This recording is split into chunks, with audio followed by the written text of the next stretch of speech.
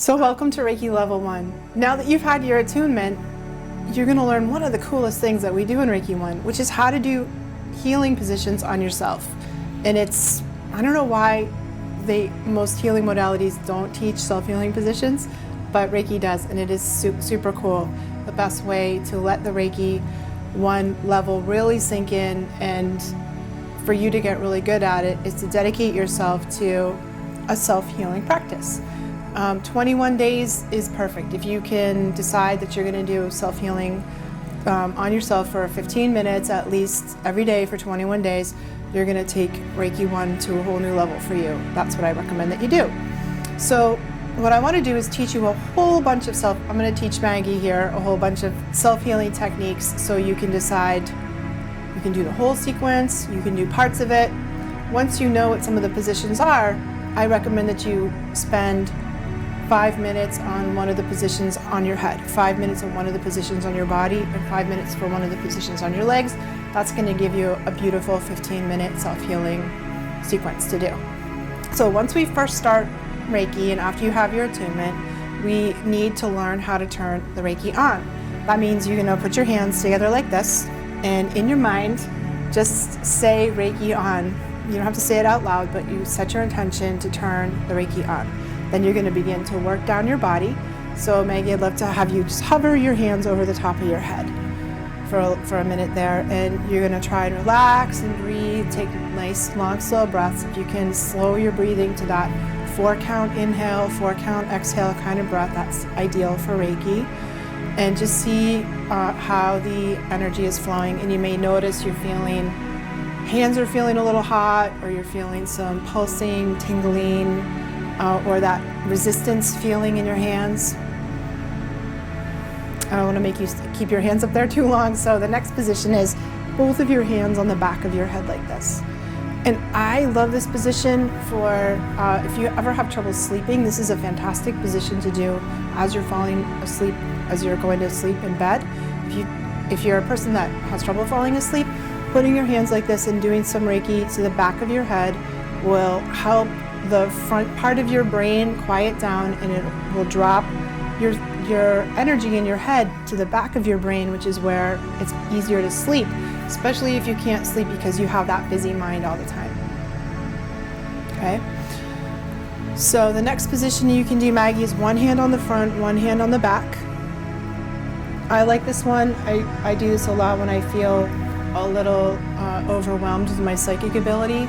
It's also good for headaches if you get those front of the brain headaches.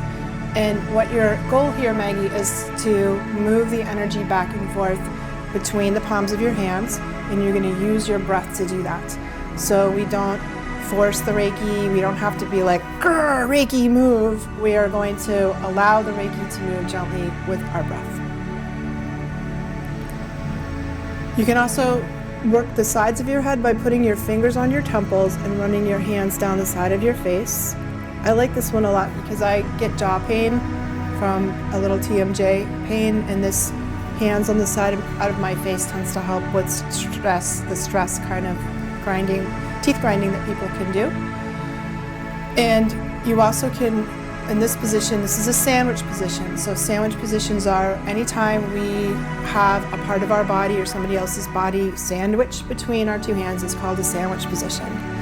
And the goal in a sandwich position is to run energy back and forth between our hands to even the energy between those two hands. And we move energy back and forth. You can move it in a figure 8 pattern, or you can move it straight back and forth. Now we're going to work on the neck, and you can put your hands on your neck this way. I think it's a little better than trying. This one always feels like you're strangling yourself, and it's not that comfortable. This one is actually pretty comfortable place to rest your hands. It's really good if you're having sore throat or problems with your voice. Most of us have a pretty blocked throat chakra. The throat chakra is responsible for our communication, our ability to communicate, to speak up, to speak our truth. And it's hard for us, so we don't always have an open chakra here. So if you know that you're going to be having a conversation with somebody and you kind of want to get some truth energy moving through this chakra, this is a good thing to do. And now we're going to work on the heart. So You can just put your hands like right here on your chest. And this is position here on the chest is actually working inside the heart chakra. So chakras are energy centers. We're going to talk a lot about chakras later on in this class, so get ready for a whole entire download I'm going to give you about how to understand chakras as a Reiki practitioner. But right now, Maggie's got her hands on her heart chakra, and the energy is going into her heart chakra itself. And the other thing we can do is something called a spread position, and that's when we put our hands across our body like this. When we spread, we're not inside the chakra, so the chakra's here in the midline of the body. When we move our hands off of that, we're working actually inside the body itself.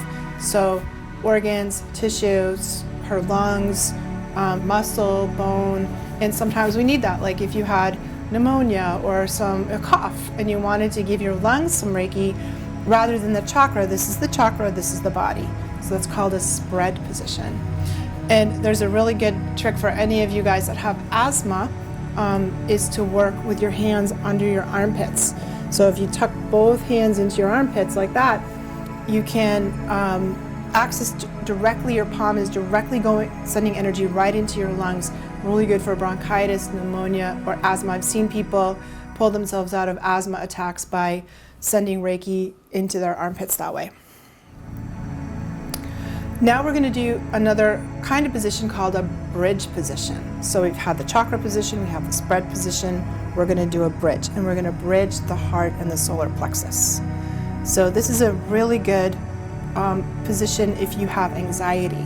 So, which I don't know, we all have, I guess. So if anytime you feel anxious, this position, I've done it actually while I was on TV, during radio show, job interviews, anywhere you are where you're feeling anxiety, this kind of bridging position will create harmony and like a homeostasis and a balance between these two chakras.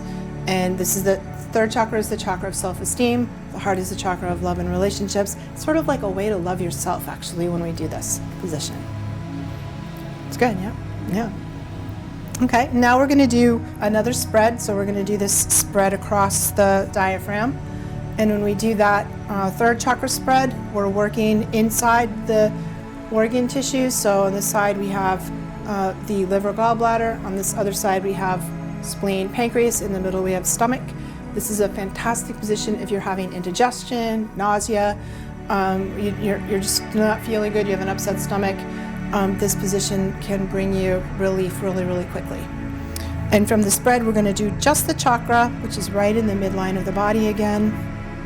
And this is the chakra of self-esteem, personal power, and our ability to set boundaries. So if you're feeling a little wobbly in your self-esteem, or you need a little courage, or just want to give some attention and love and energy to that part of you, we can do this third chakra. And now we're going to bridge the second and the third chakra. So one hand in the solar plexus, one hand in the navel. The navel chakra is where we have most of our emotions, our feelings come up out of that chakra. So this one, we're sort of giving support, deep support for our emotional self, balancing the third chakra and the second chakra. And then you can also do the second chakra spread, which is your hands sort of low into your belly here. This is going to get into any organs you have, the lower digestive organs, reproductive organs. Fantastic if you're having menstrual cramps, or your hands will heat up like heating pads if you have any distress going on in that part of the body. Sometimes you can also work if you have lower back pain, you can actually stick your hands behind your back and have your hands in your sacrum to work your lower back that way if you have back pain. And now we're going to work down our arms, and it's good to do some energy work on our arms because they can hold a lot of grief, unresolved grief. So Maggie's going to start with one hand on her shoulder. And Reiki, since Reiki flows downhill, she's going to imagine, pretend, or visualize that the energy is flowing down her arm. If you have elbow pain, you can stop at your elbow too. So moving from your shoulder to your elbow. And one of the greatest things about Reiki is that, for doing self-Reiki, is that you can do something called spot treating. And spot treating means if you fall down and smash your knee, you just do your knee. You don't have to do this whole sequence to get to your knee. If you just have an upset stomach, just do your stomach. If you're just sad and you feel like crying, one hand on your heart and one hand on your belly will do the trick for you. And then she can finish the arm with just hand to hand. You can hold your own hand, which is kind of sweet, or you can hold the back of your hand and see how that feels.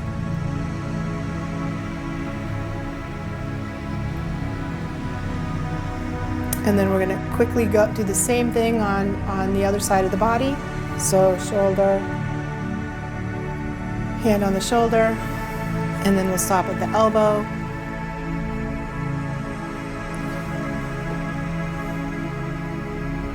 And finish with the hand.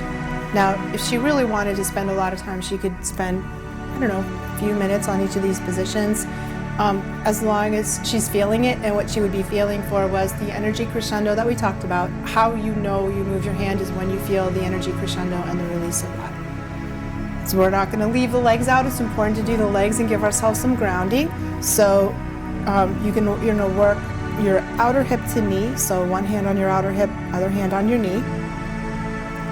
Sending Reiki down your leg. This is really great if you're feeling like you need a little more grounding.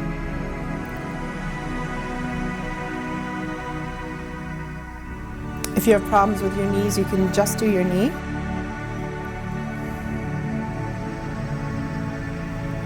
And then you're also going to do knee to foot. And I like to bring my foot up. Bring my foot up to myself so I'm not bending over on the floor.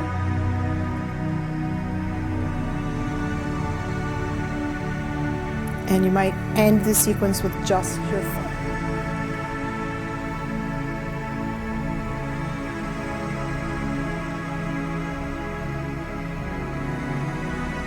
And then we're going to do the same thing on the other leg, just to even things out. So outer hip to knee.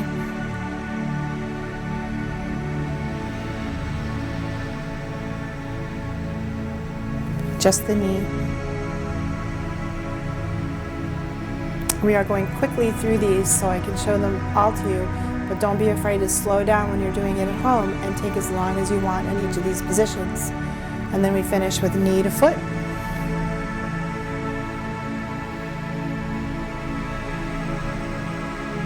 And just the foot.